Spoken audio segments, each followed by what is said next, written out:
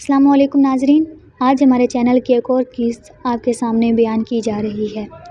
Roger number 5 جلدی سے بولا، مگر کنٹرول کی طرف سے کوئی جواب نہیں ملا تھا۔ ان کی گفتگو سن کر میرے قدموں میں خود بخود تیزی آ گئی تھی۔ تھوڑی دیر بعد میں ہی کے نیچے سے ہو کر نالا عبور کر رہا تھا۔ اس جگہ میں سے بھی نظر نہیں آ رہا تھا اور نالے میں موجود دشمن کی نظر سے بھی اوجھل تھا۔ نالا عبور کر کے میں جو بھی جھاڑیوں میں گھسا، واکی ٹاکی ایک مرتبہ پھر بول پڑا، نمبر 5 فار کنٹرول اوور۔ اس کی آواز سخت گھبرائی ہوئی اور متوحش تھی۔ یس اوور کنٹرول کی بھاری آواز ابھری، سریش قتل ہو گیا ہے، اوور۔ نمبر 5 گھبراہٹ آمیز لہجے میں بولا تھا، ہری اب پوزیشن لے لو، وہ یہیں کہیں چھپا ہوا ہے، میں باقی پارٹیاں بھیج رہا ہوں، جوانوں کو کہو آڑ میں رہیں، اوور۔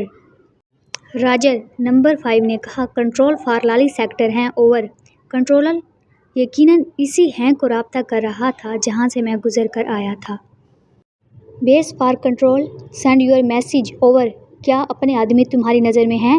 اوور لیں، مجھے نظر آ رہے ہیں، اوور۔ کیا ان کے علاوہ کوئی حرکت نظر آ رہی ہے؟ اوور۔ نو، اب تک تو نظر نہیں آئی، جیسے ہی نظر آئی میں آپ کو بتا دوں گا، اوور۔ اور اینڈ آل کہہ کر کنٹرول تمام پارٹیوں کو سفید نالے کی طرف اکٹھا ہونے کی ہدایت جاری کرنے لگا۔ میں نے ان کی گفتگو کے اختتام پر واکی ٹاکی کو بند کر دیا کیونکہ مسلسل چلنے پر بیٹری نے ختم ہو جانا تھا۔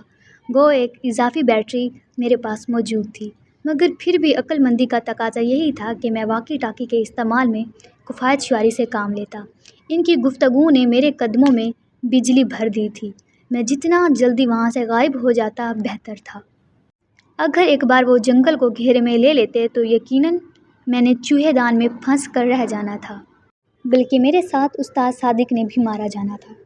کلومیٹر بھر سفر طے کرنے کے بعد میں تھوڑا سا رکا، سمال پیسے نقشہ نکال کر میں نے اپنی سمت درست کی اور پھر چل پڑا۔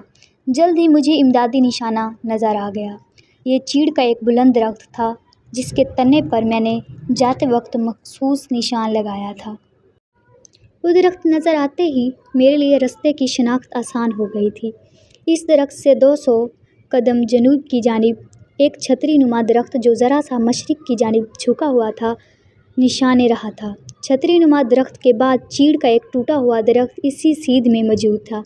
آسمانی بجلی گرنے کی وجہ سے وہ درخت نصف تنے سے کٹ گیا تھا۔ ایک نشان مل جانے کے بعد باقی نشان ملتے چلے گئے۔